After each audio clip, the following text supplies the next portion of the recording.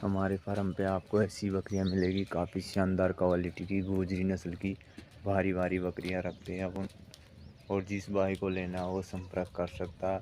लेकिन ये बकरी फॉर सेल के लिए नहीं है, एक शौकीन बकरी है, शौक के लिए रखी गई हुई है। और जो भाई देख रहा है वो वीडियो को लाइक शेयर कमेंट जरूर करिए। बकरियां कैसी है हमारे फार्म की, देखो काफ़ी शानदार क्वालिटी की बकरियां हैं।